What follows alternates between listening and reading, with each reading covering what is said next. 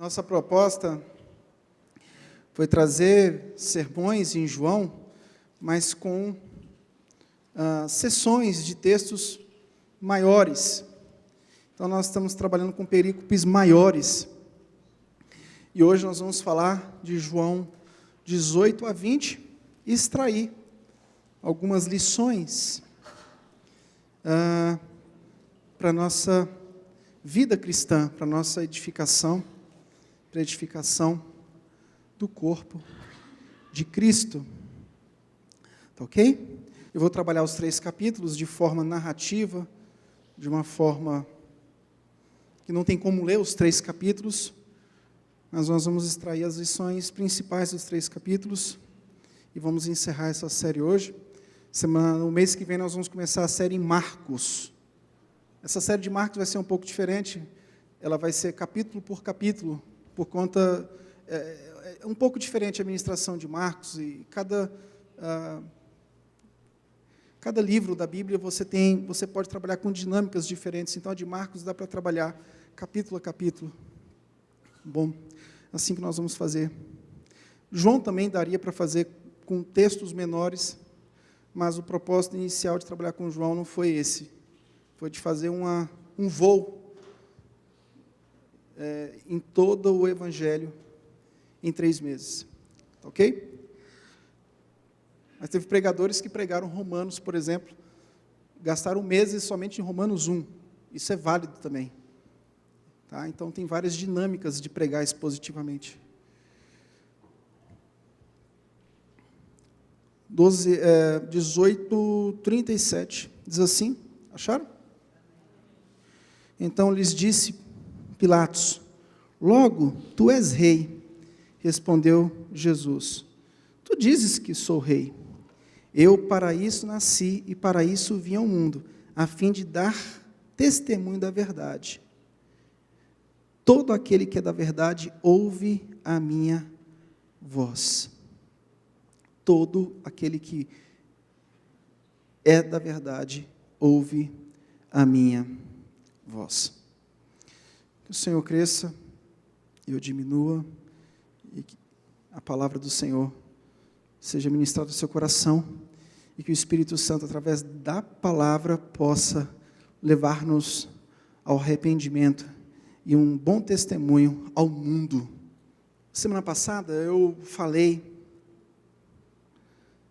sobre o capítulo 13 ao capítulo 18, e a ação do Espírito Santo, zelando pela nossa jornada, pela nossa história.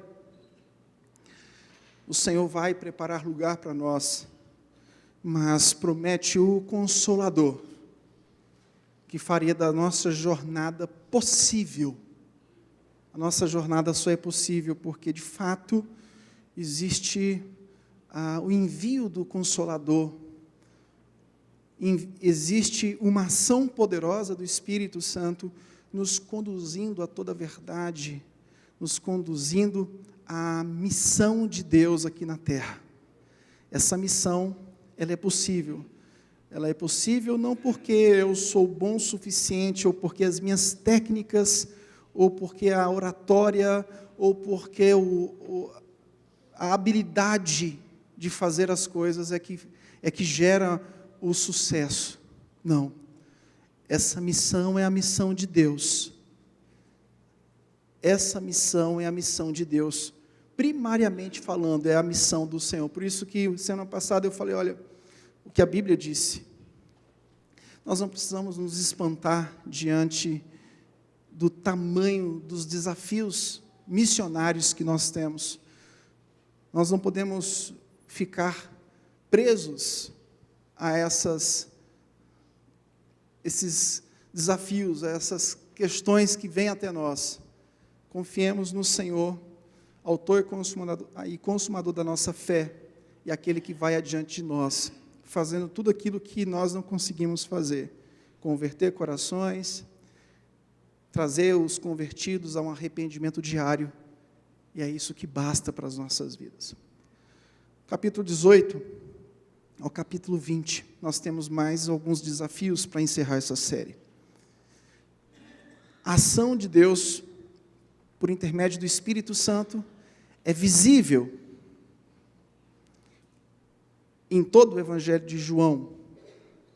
A figura trinitária, a famosa Trindade, é trabalhada de forma muito bem pelo evangelista, pelo Evangelho de João. E eu queria iniciar dizendo que, diante da nossa missão, diante daquilo que Deus fez por nós, Deus nos tirou de um lugar que ninguém poderia tirar, de um destino que ninguém poderia nos livrar. Deus nos livrou do inferno. E agora Deus nos comissiona. Somos um povo comissionado por Deus. Fomos chamados e agora somos comissionados pelo Senhor. E nessa comissão nós temos desafios. O maior deles é expressarmos a nossa identidade ao mundo caído. O maior desafio da nossa missão é expressar a nossa identidade, ou seja, a nossa nova vida, o nosso novo ser. Aquilo que Cristo fez por mim, sou um novo homem, e agora eu tenho que expressar isso ao mundo. Bom, o objetivo da mensagem de hoje é te mostrar que isso não é impossível, porque a ação do Espírito Santo estará conosco, mas nós temos desafios nesse mundo caído, os desafios de expressarmos Cristo através da nossa própria vida. Esse é um grande desafio que nós temos. Temos visto que a cada dia o subjetivismo tem tomado conta da nossa nação. Nós temos visto a cada dia pessoas querendo legitimar os seus próprios pensamentos e querendo fazer com que os seus próprios pensamentos se culturalizem e se tornem, vamos dizer, que regra para todos. Esses dias a gente viu a Daniela Mercury apoiando uma peça de um Jesus travesti. E teve, não sei se foi o Olavo de Carvalho, que colocou uma foto dela pedindo respeito. Ela pedindo respeito pela diversidade, e ao mesmo tempo que as pessoas estão pedindo respeito, elas estão desrespeitando profundamente a crença principal do Brasil. Bom, capítulo 18, 1 ao capítulo 20, 31. O ministério de Jesus chega no clímax. Jesus é preso durante a noite. O julgamento dele acontece diante de autoridades judaicas, em duas fases. A primeira fase acontece durante o julgamento de Pedro, que nega o Senhor 3 vezes. O julgamento acontece no momento que Pedro nega o Senhor 3 vezes. O julgamento de Jesus perante autoridades seculares, e depois Jesus é executado perante os soldados de Pilatos, sepultado no túmulo de José de Arimateia. E no início da semana, Jesus é ressuscitado entre os mortos. E foi visto com vida em vários aparecimentos aos seus discípulos. Aqui nós temos do capítulo 18, 1 ao capítulo 19 e 16, a prisão e julgamento de Jesus, o julgamento dele perante Anás, o julgamento perante Pilatos. Bom, essa narrativa da crucificação começa com o cumprimento das palavras proféticas lá do capítulo 13. Capítulo 13, diz a palavra de Deus: sabendo Jesus que era chegada a sua hora de passar deste mundo para o Pai, tendo amado os seus que estavam no mundo, amou-os até o fim. Durante a ceia, tendo já o diabo posto no coração de Judas Iscariotes, filho de Simão, que traísse a Jesus, sabendo este que o Pai tudo confiara às suas mãos, e que ele viera de Deus e voltava para Deus. Levantou-se da ceia, tirou a vestimenta de cima, e tomando a toalha, cingiu-se com ela. Depois deitou água na bacia e passou a lavar os pés dos discípulos e a enxugá-los com a toalha com que estava cingido.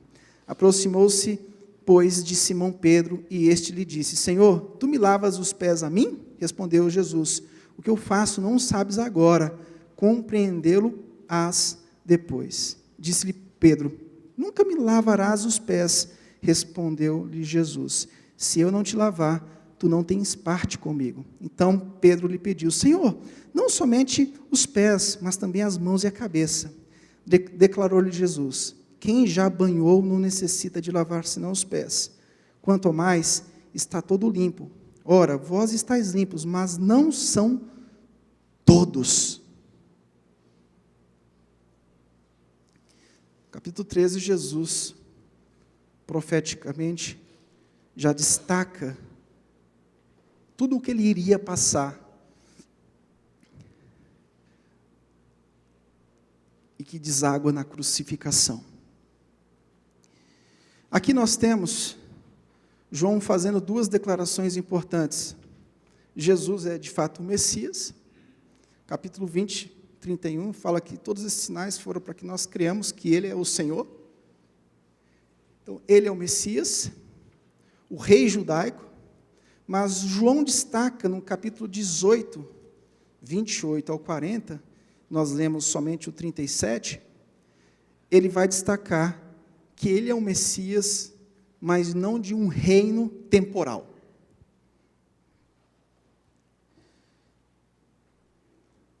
Isso gera um conflito na cabeça de todo o povo de Israel. Isso já foi falado aqui em várias circunstâncias. Israel dominada por Roma, tudo que eles queriam de fato era um libertador político. E Jesus vem e do versículo 18 ao versículo 40, deixar bem claro que a libertação que ele estava fazendo era a libertação em relação ao engodo do pecado que foi colocado no coração deles através da queda. No versículo 37, tu dizes que sou rei. Eu para isso nasci, para isso vim ao mundo, a fim de dar testemunho da verdade. E todo aquele que é da verdade ouve a minha voz. Todo o que é da verdade ouve a minha voz. A missão de Jesus é bem clara. O próprio João Batista pregando, fala do arrependimento. Jesus, quando começa o seu ministério, no capítulo 4 de Mateus, ele pregava o evangelho do arrependimento. E aqui no capítulo 18, ele deixa bem claro que ele não veio fazer outra coisa a não ser trazer a verdade de Deus, libertando. Lá em Lucas vai falar da libertação dos cativos, dos oprimidos. E a pior opressão é a opressão de estar longe e afastado do Deus vivo. Não existe maior opressão que essa. Talvez você tenha entrado aqui e ache que a maior opressão que existe na sua vida é a falta do dinheiro. E talvez você espere que Jesus solucione todos os seus problemas. Eu tenho uma péssima notícia para você. Talvez Ele não solucione tudo aquilo que você quer. Mas eu tenho uma ótima notícia para você. Ele pode solucionar o maior de todos os problemas, a condenação eterna. E se esse problema for solucionado, você teve solucionado todos os seus problemas.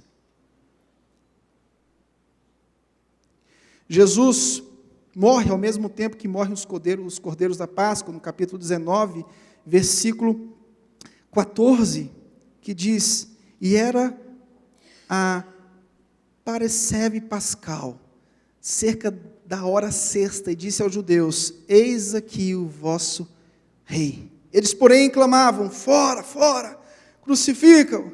Disse-lhe Pilatos: hei de crucificar o vosso rei? Responderam os principais sacerdotes: não temos rei, senão César.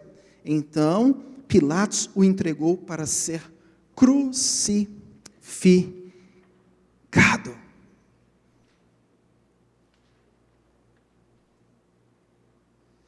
E a sua última declaração, capítulo 19, versículo 30, diz: quando, pois, Jesus tomou o vinagre, disse: está consumado, e inclinando a cabeça, rendeu o Espírito.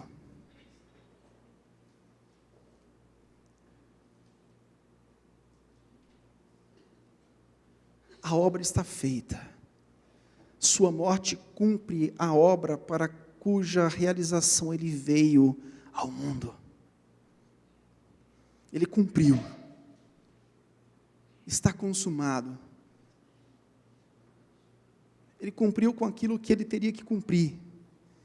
E Deus usou as figuras mais estranhas para que Deus cumprisse o bem maior nas nossas vidas. Deus permitiu que coisas terríveis acontecessem na vida de Jesus, para que a bondade de Deus chegasse até nós, para que o mal de Deus fosse desviado de nós, e ao mesmo tempo a sua bondade chegasse até nós, a bondade da salvação, a graça da salvação. E figuras estranhas nós vamos ver acontecendo em toda a narrativa, coisas que os discípulos ficam espantados. É o Pedro tentando arrancar a orelha do soldado, desembanhando a espada e querendo fazer justiça, sendo que aquele soldado estava sendo usado por Deus para cumprir um grande propósito na minha vida e na sua vida. Irmãos, os servos de Deus, eles compreendem dessa forma. Essa música aí que o pastor dele disse que é difícil ser cantada, é uma música mais bíblica que eu já vi na minha vida.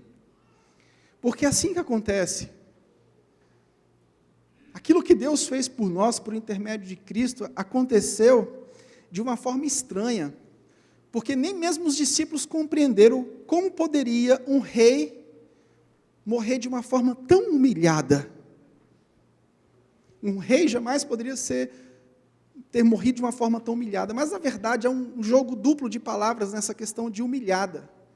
Ele morreu humilhado do ponto de vista humano. Ele morreu humilhado do ponto de vista do triunfalismo humano. O triunfalismo é aquela sede por chegar e vencer tudo. Mas, na verdade, a humilhação de Jesus, ela foi humilhação do ponto de vista humano, mas foi uma grande vitória. O Evangelho, ele trabalha com jogo de palavras. No Novo Testamento, nós vamos encontrar jogo de palavras que, muitas vezes, se você não ler com cuidado, isso te confunde. Mas, na verdade, aquilo que é humilhação é motivo de glória, de louvor, de honra, de vitória. Aquilo que para mim é vitória, para Deus se torna um escárnio às vezes. Aquilo que eu considero como vitória, para o Evangelho é escárnio. Mas aquilo que a Bíblia destaca às vezes como humilhante, como escárnio, na verdade significa júbilo, glória, vitória. A narrativa da ressurreição se concentra nos discípulos. No Evangelho de Mateus, a narrativa mostra Jesus marcando o encontro com os discípulos. Nas aparições, Jesus ressuscita poderosamente e traz o comissionamento. E nesse comissionamento, a gente vai observar na narrativa de João a questão do Tomé que creu. E, de fato, bem-aventurados são aqueles que, sem ver, creram com base nesse Evangelho. Capítulo 18. Traído, preso e apresentado a Anás, Caifás e Pilatos. Do capítulo 18 eu queria extrair uma lição. É a lição que eu li no versículo 37. O reino dele não é deste mundo. Em todo o capítulo 18, versículo 18 ao 40, nós vamos ver que as armas do Senhor não são baseadas no poder temporal. Parece que na contemporaneidade, a gente vê isso muito na política. Quando os candidatos a cargos eleitorais, principalmente em Brasília, eles vão disputar algum cargo eleitoral, a gente está no ano eleitoral, e todo ano eleitoral destaco isso, eles parecem deixar entender que se não tiver alguém na Câmara, tudo vai ser perdido. Sim, eu tenho uma convicção que nós temos que saber votar, temos que votar bem, e eu penso que os interesses da família devem ser preservados.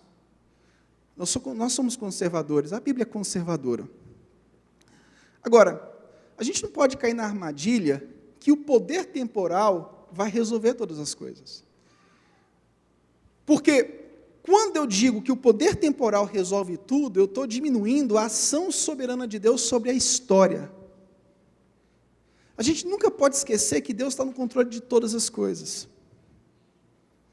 Quando ele diz que o reino dele não é deste mundo, que a ação dele vai muito além da ação temporal, quando Jesus afirma nessa narrativa isso, a gente tem que entender bem claro que ele quer dizer para a gente que está no controle de tudo. Isso não faz de nós pessoas covardes que deixam de fazer o que tem que fazer, que deixam de exercer a sua civilidade. Não. Mas a gente tem que entender que o povo de Israel, eles estavam confiando plenamente que a história deles seria resolvida se Roma fosse tomada.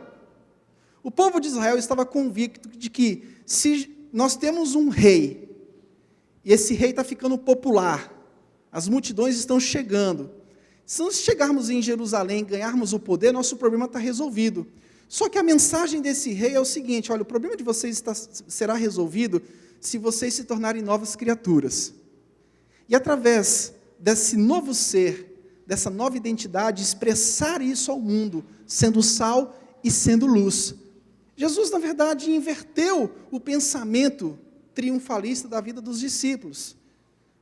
É como se dissesse: chegou o rei, e esse rei agora vai resolver os nossos problemas, mas ele vai resolver os nossos problemas dessa forma, tomando o poder. Ele vai resolver os nossos problemas dessa forma, ele vai pegar Roma e vai destruir com Roma, vai acabar com Roma.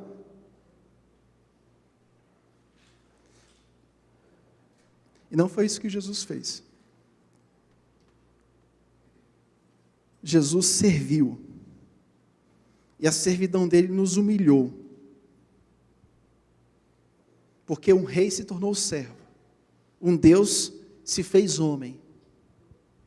A servidão de Jesus nos humilha. Não era esse rei servo que o povo esperava em Israel. O espanto dos fariseus em relação às ações de Jesus é justamente por isso. Como é que pode participar dessa mesa aí, comer com o publicano? Como é que pode? O cobrador de imposto, olha lá, olha o cobrador de imposto com quem está andando. O Evangelho inverte a ordem dessa cabeça caída pelo pecado de Adão. A lógica do poder, a lógica que nós seguimos é a lógica das coisas tudo bonitinho, tudo certinho. A lógica no sentido de que se não acontecer isso, nós vamos parar ali. A lógica dos discípulos é: se ele não tomar Roma, estamos fritos.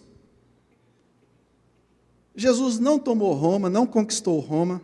Paulo também não fez isso, muito pelo contrário. Capítulo 13 de Romanos, Paulo diz: olha, tem que se submeter. E que o governo deles é um governo em prol do povo. Parafraseando o que Paulo disse.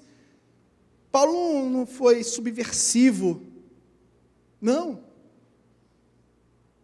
A forma da ação do povo de Deus no mundo não é dessa forma. A ação do povo de Deus no mundo é expressando quem é Cristo. Capítulo 19, Jesus crucificado, sepultado. Houve erros. Nas viagens que a gente fazia para Israel, eu fiz um vídeo com mais de 25 erros que cometeram no julgamento de Jesus. A vida de Jesus foi submetida a a um juízo noturno. Sabe aquele juízo, enquanto a gente está lá comemorando a Copa, o STF está liberando todo mundo? Basicamente assim que aconteceu com Jesus. Vários erros judiciais aconteceram com Jesus, porque Jesus teve um julgamento duplo. Teve um julgamento religioso e um julgamento civil, perante as autoridades romanas, e com muitos erros. Os caras se reunindo na calada da noite para decidir com falta de provas. Cara, mas essas faltas de provas que tiveram contra Jesus, e eu não estou querendo comparar Jesus com o Lula não, viu? Pelo amor de Deus, não saia daqui. Lula é um pecador que precisa se converter, assim como todos nós. Mas ele precisa se converter mesmo, porque eu acredito que ele fez muita coisa errada. Mas não compare Lula com Jesus, não. Tem uns caras aí que ficam comparando Lula com Jesus. Mas o mal que fizeram para Jesus, erros judiciais que fizeram em relação a Jesus, foram questões necessárias. Lutero dizia assim, rapaz, não fique com raiva dos judeus, não. Tudo que eles fizeram, isso aí redundou em bênçãos para nós.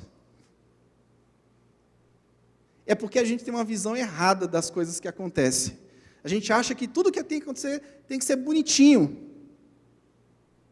As coisas que acontecem de mal, Deus se transforma em bem. A paixão de Cristo. O Niggin, ele fala o seguinte, não existe nada que ela não possa adoçar, nem mesmo a morte mais amarga. O mal é contrabalanceado de modo tão maravilhoso pela bondade de Deus, que mesmo Herodes é capaz de produzir bens maiores com seu ódio que com sua benevolência. Jesus não precisava de viver nenhum tipo de benevolência, não. Ele teria que ter vivido realmente o que ele viveu. E tudo isso produziu a benevolência de Deus. E na nossa caminhada com Cristo, a gente tem algumas similaridades com isso. Ser discípulo de Jesus, eu não estou dizendo para você que a vida só será sofrimento, mas estou dizendo para você que, às vezes, as coisas acontecem de errado na nossa vida e a gente fica murmurando. Parece que a gente não tem a noção correta do que é ser seguidor de Cristo.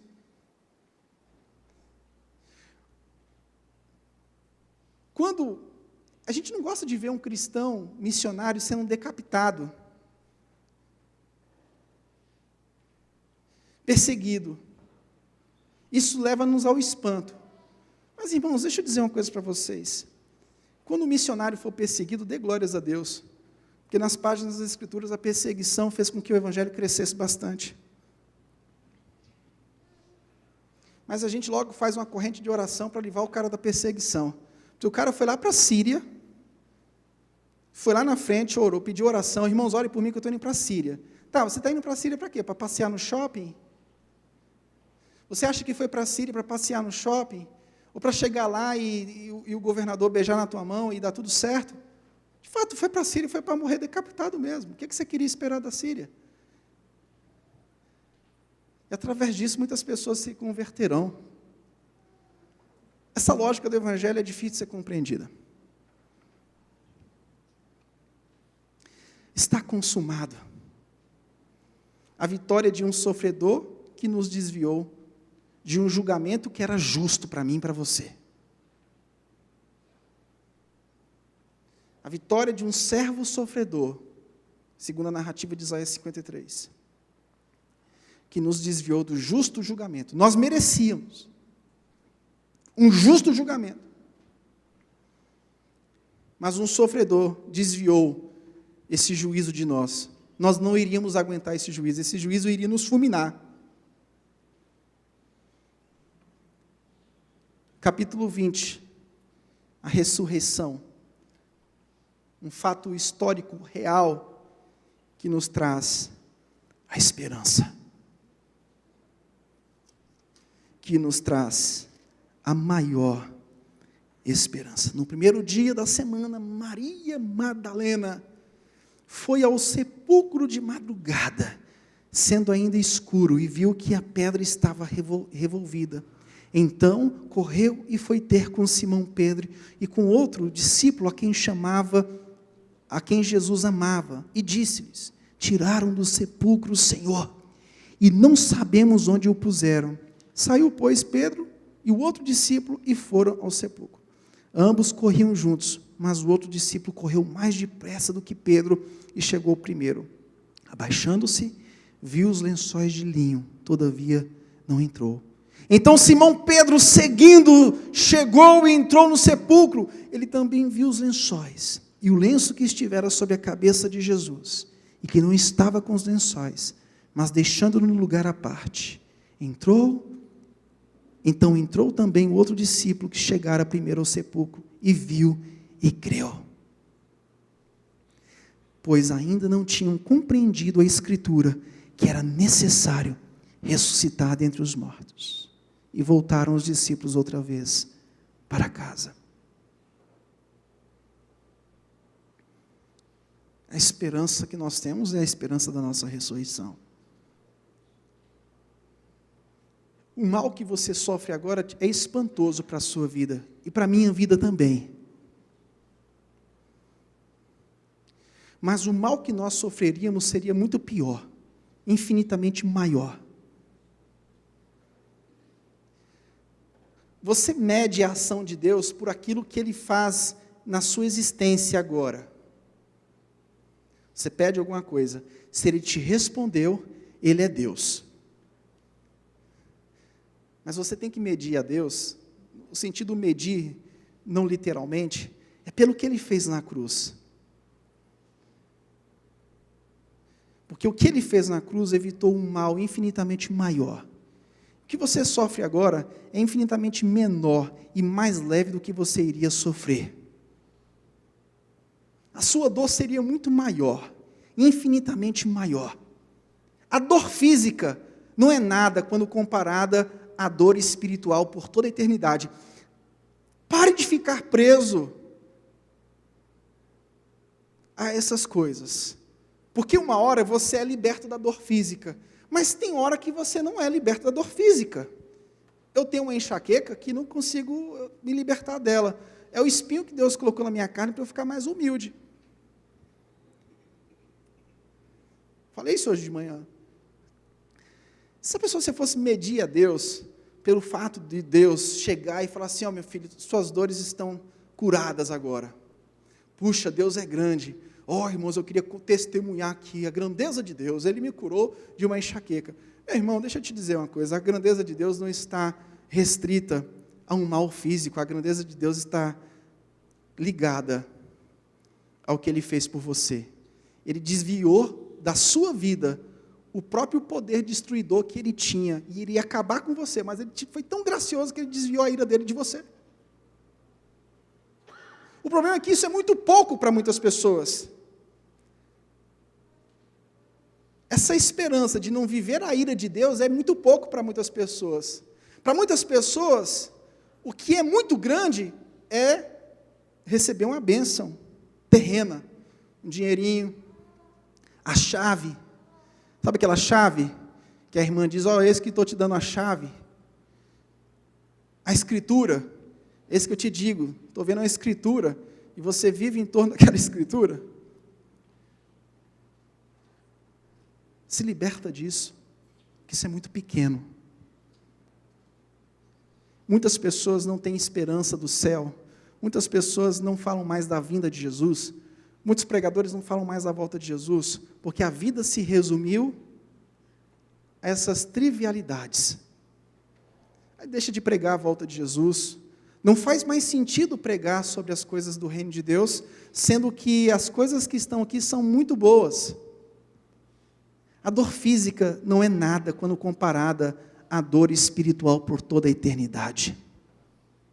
O que mais me impressiona no Evangelho de João, uma das coisas que mais impressiona no capítulo 20, versículo 28, é quando Tomé foi curado de um grande mal, o ceticismo. Tem alegria maior, meus irmãos, de ver alguém que era cético, acreditando no Senhor Jesus Cristo? Respondeu-lhe Tomé, Senhor meu e Deus meu. Tem alegria maior de ver alguém que odiava o Senhor, mas de fato foi objeto do amor de Deus, impactado pelo amor de Deus, e agora reconhecendo que Deus é o seu Senhor, como foi o caso de Tomé? Tem alegria maior de ver um cara que se dizia ateu, cético, completamente, se curvando diante do Senhor, declarando diante da igreja que agora é nascido de novo? O ceticismo foi vencido. Mas para muitas pessoas, o que realmente traz alegria é ver o testemunho de alguém que conseguiu comprar um carro novo. Isso é o que dá ibope. Qual o seu testemunho, meu irmão? Pastor, estava morando num apartamento de 2 quartos, agora estou morando num de 5. Deus é fiel. Pobre, miserável, cego e nu. Você está dizendo que Deus é fiel porque você está morando num apartamento maior do que você tinha? Você está dizendo que Deus é fiel porque você está andando num carro melhor do que o que você tinha? Você está dizendo que Deus é fiel pelo fato de você estar ganhando o dobro do que você ganhava mais? Você não entendeu quem é Deus. Você está reduzindo a Deus a mamon. Você está reduzindo Deus a falsos deuses. Deus é muito maior que tudo isso.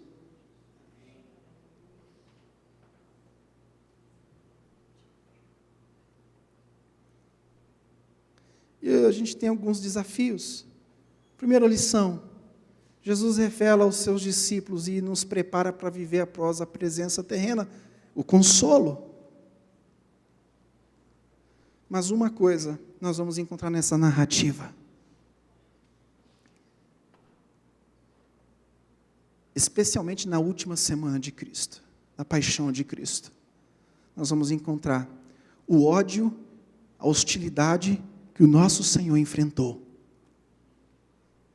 E não queira você deixar de viver essa hostilidade, porque você não vai conseguir deixar. A não ser que a sua mensagem seja mamãozinho com açúcar.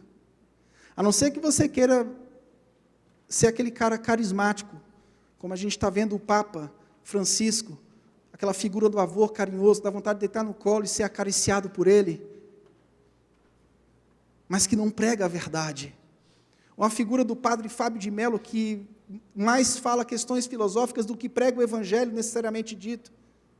Vai no programa da Xuxa, vai no programa da Angélica, vai no programa de... Você nunca vê ele falando da volta de Jesus, você nunca vê ele falando de coisas profundas do evangelho, você só vê ele acariciando a alma das mulheres que são doidas por ele.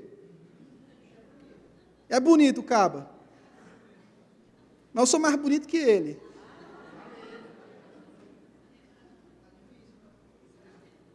Mas como aquelas palavras são acariciadoras, palavras bonitas, bem colocadas, bem ditas, ele tem uma boa formação filosófica, mas a verdade está fugindo. Amigo dos artistas, Twitter, Snapchat, como é que é? Snapchat, boquinhas e carinhas, sex appeal, e a verdade sendo esquecida, sendo abandonada. Infelizmente, a figura de um papa carismático que desce do carro e vai beijar todo mundo, mas você não vê ele falando da condenação eterna, não vê ele falando do juízo de Deus, não vê ele falando da verdade, mas acariciando toda forma de pecado como legítima. Eu não estou agindo com falta de ética, citando nomes, eu só quero alertar você. Nós precisamos ser alertados em relação a isso. A pregação de Jesus aqui gerou ódio. Jesus aqui, ele foi ultrajado, mentiram contra ele sofreu acusações, mais de 25 erros, julgado religiosamente, julgado civilmente, tudo que é mentira, inventaram contra Jesus. Deus converteu isso tudo em bem para a minha vida e para a sua vida. Não quero esperar algo diferente, pastor, eu estou sendo perseguido. O mundo pós-moderno, a hostilidade em relação a nós virá da seguinte forma: comece a pregar a verdade e você vai ser hostilizado. Por que o Fábio de Mello não é hostilizado? Por que ele é bem aceito dentro da Rede Globo, a Rede Esgoto? Por que ele é bem aceito lá dentro? Porque não prega a verdade. Mas comece a pregar a verdade lá dentro para ver o que vai acontecer com ele. Por que todos os artistas gostam dele? Porque a mensagem dele é ecumênica. A mensagem dele não fala de céu, a mensagem dele não fala de condenação eterna. E tem um bocado de mulher crente que fica lá, ai, padre Fábio de Mello, Deixa eu ouvir minha mulher falando isso.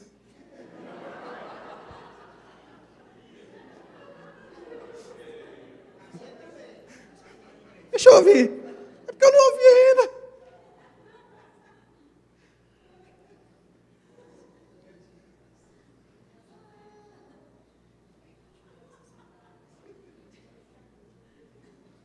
A mensagem é: a morte está morta. Aí, pastor, eu estou com medo da morte. Irmão, Lutero, na Teologia da Cruz, quando ele escreve a carta a Frederico Sábio, ele diz: olha, a morte está morta, Frederico doente. Eu vou falar um pouco dessa carta, pregar o Evangelho e falar um pouco do contexto dessa carta na sexta-feira. A morte está morta. Eu estou muito preocupado com a minha questão física. Sim, parece que enfrentar a morte é a pior coisa do mundo. Paulo, quando ele escreve aos Tessalonicenses, ele fala: eu não quero que vocês sejam ignorantes em relação àqueles, em relação aos gregos, que não têm esperança. Os gregos não tinham esperança. Paulo escreve para uma igreja que ainda tinha resquícios greco-romanos.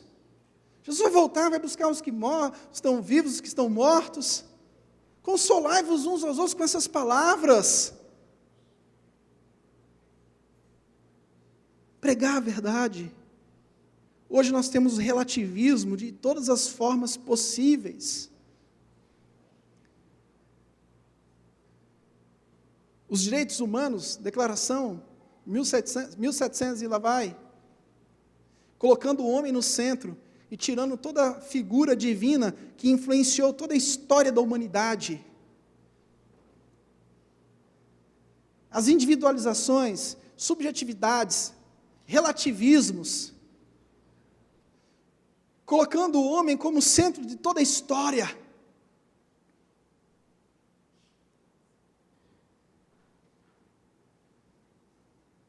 E quando a gente fala da hostilidade que Jesus enfrentou na paixão, eu queria encerrar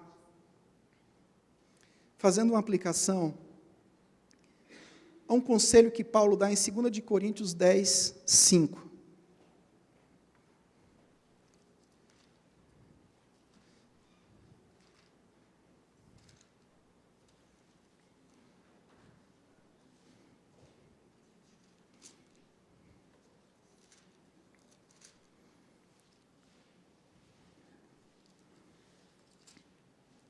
Diz assim: e toda altivez que se levante contra o conhecimento de Deus, e levando cativo todo o pensamento à obediência de Cristo. Precisamos ser conduzidos à obediência de Cristo. Jesus foi conduzido até a cruz, morte terrível, e na nossa vida, no nosso discipulado, nós precisamos ser preparados e trazer e ser levado cativo, todo o processo da nossa existência ser levado cativo à obediência de Cristo. Deixar de descansar, não ficar tão contente com a nossa própria existência, com a nossa própria sabedoria, com os nossos próprios olhos. Devemos entregar todo o nosso entendimento e renunciar à sabedoria da nossa carne. Oferecer a Cristo nossa mente vazia para que Ele a encha. Trazer cativo todo o pensamento. Que a liberdade da nossa mente possa ser restringida e dominada. Esse é o desafio para os discípulos que vão sofrer as hostilidades que Cristo sofreu, mas em uma intensidade muito menor. Levar cativo a nossa vida em obediência total ao Senhor. Não tem outra forma, não tem outro desafio nesse mundo pós-moderno. Os ataques que você vai sofrer, os ataques que a sua família vai sofrer, todas as influências ideológicas que vão existir, tudo aquilo que vai se opor à pregação do Evangelho, e inclusive aqueles que dizem que são pregadores do Evangelho, leve a sua mente, a sua vida, em obediência, cativo ao Senhor. completamente cativo ao Senhor. E negue, até o dia da tua glorificação, pelo poder da graça, do poder de Jesus, negue tudo aquilo que se opõe ao conhecimento verdadeiro do nosso Senhor. Esse é um grande desafio para mim e para você, como discípulos do Senhor, como ovelhas que fomos chamados e que vamos ser perseguidos por causa do Evangelho, por causa da pregação do Evangelho de Jesus Cristo. Eu quero encerrar dizendo que uma vez eu fui fazer um casamento na Bolívia, numa congregação que a gente tinha lá. Estava lembrando para a Gisele, como eu fui humilhado. Eu fui fazer o casamento e citei o texto de Efésios, capítulo 5. E o casamento era um casamento cristão, porque as duas pessoas que estavam casando eram da nossa igreja. Mas o pai da noiva, ele me odiou. No momento da dança, no momento que ele puxou lá para a valsa, ele pegou o microfone e disse, mas eu quero falar uma coisa antes. Eu falei, vixe, o velho vai acabar comigo. Não deu outra. Ele desconstruiu tudo aquilo que eu havia falado. Eu pensei, bom, estou no caminho correto. Eu falei a verdade, ele que se vire com essa verdade. O casamento é um casamento cristão. Deixa eu te dizer uma coisa. Nunca me convide, ou convide qualquer um da equipe pastoral, para trazer uma mensagem, e nunca venha com o esboço do que a gente tem aqui falar. Por favor, nunca me venha dizer, pastor, esse pessoal aqui é um pessoal que não pode falar isso, não pode falar aquilo. Quem prepara a mensagem somos nós. Não é você que está convidando. Se não for para dizer o que a gente precisa dizer, que é a verdade do Evangelho, então não nos convide. Não nos convide, porque não será agradável para mim. Depois daquele casamento que eu fiz na Bolívia, eu cheguei a uma conclusão. A partir de agora eu vou perguntar para os noivos, realmente, se eles querem uma celebração cristã ou uma celebração ecumênica. Se for ecumênica, eu tenho alguns colegas aqui, que podem fazer isso. A verdade do Evangelho é essa. A hostilidade está aí, e se você pregar, você vai ser, de fato, questionado, vai ser chamado a se retirar, porque é assim que Jesus aconteceu com ele. Jesus não aliviou a barra de ninguém. E o resultado mais provável para ele foi a morte de cruz. A morte horrenda de cruz. E esse é o nosso caminho. Não espere algo diferente. Que todos digam amém.